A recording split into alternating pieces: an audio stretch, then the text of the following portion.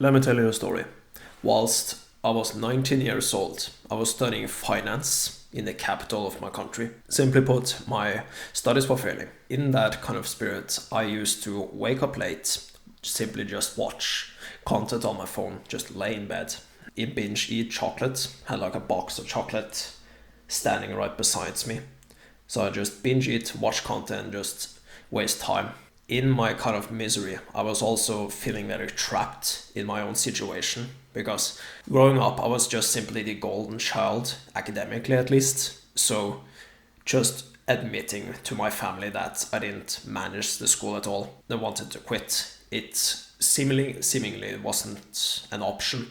During that one day at the library, I had simply had enough. I needed to phone home and tell about my situation, and I couldn't bear it. I had to phone home telling me that my studies were failing. I need to quit this because I'm really at my breaking point. I was sent home to be there for a week at my hometown, just simply to recoup my sanity. Back home, I always found myself to go back to one kind of trauma healing activity, and that activity in particular was to spend a lot of time outdoors, forest, very woody areas. I went out to the good spot that I knew about since I was like 17 years old. I would form snowballs and kind of throw them like it was a kind of fireball. I would find always just swords lying around and pick around to wield with. One thrill would always be to go around and find a stick shaped like a gun.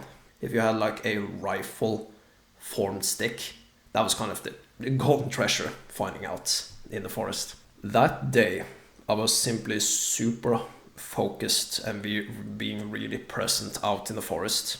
I didn't have any single worries. That day, I was 7 hours in the woods, wielding sticks, throwing snowballs, just simply being a kid again to play and having a great time versus just the depressing city life that I was having at the time.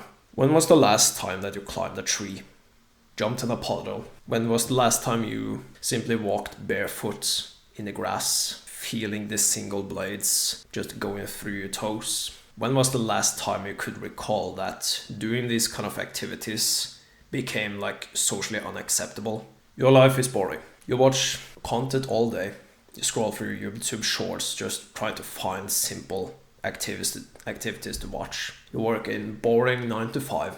You always try to phone your body, who you haven't seen in a while, but it just never seems to kind of answer you. Your life simply feels boring because most of the things that you have now, the accountability, the work that you have to do, most of these responsibilities are not called by yourself, right?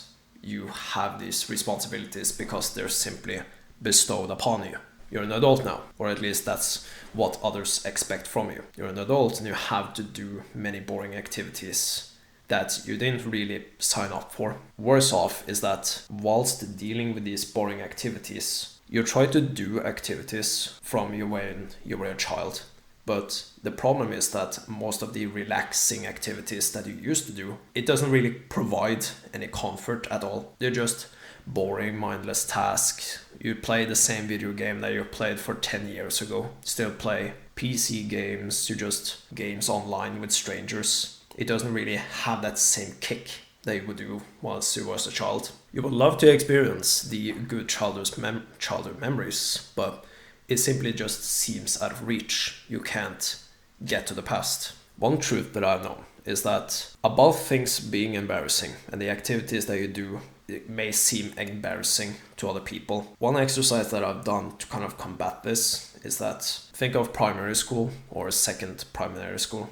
You've most likely been to school with the same pupils and students for like maybe 5 or 10 years, right? Think of all the different classmates you have. I'll say just 60 because that's my example. I would like you to think of each and every one of them and try to list out one embarrassing story or one embarrassing moment for each and every one. Try as you might, right? I can only recall maybe 3 stories out of 60 people. So embarrassing that if I were caught doing them, I would simply just bury myself in the ground. Just hide. Really embarrassing things, of course.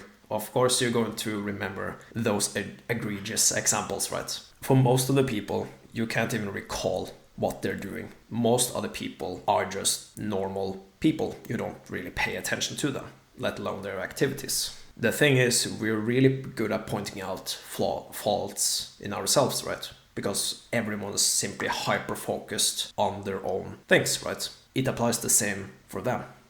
What you do does not matter to them at all. Most people just ignore you. Playtime. It's just a bliss in its truest form.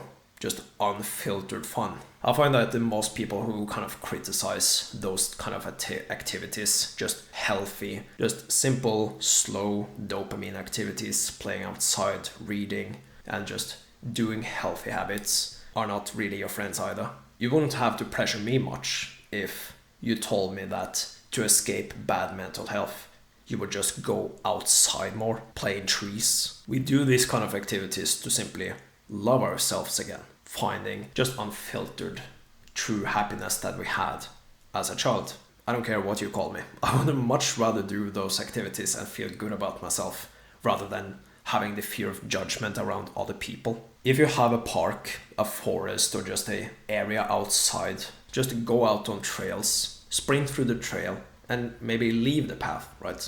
Try to explore the area like you would in kind of a video game, open world style. Once you go outside, leave your phone alone. Don't take it with you. Most likely you just scroll through shorts 5 hours straight.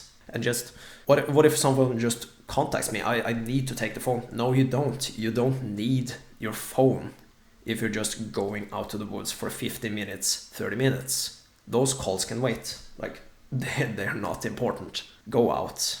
Have uninterrupted peace out in the forest. Enjoy the present moment of being outside and treating your own brain. If you even got bros who's more just activities, not complete doomers, try to invite them out for football or just frisbee golf. Just find activities to do competitive sports with them. Just doing peaceful activities, as I've listed in this video, your mind becomes more relaxed. And the world around you, if you do these kind of activities more consistently, the world around you just seems more colorful. It applies to your love life as well.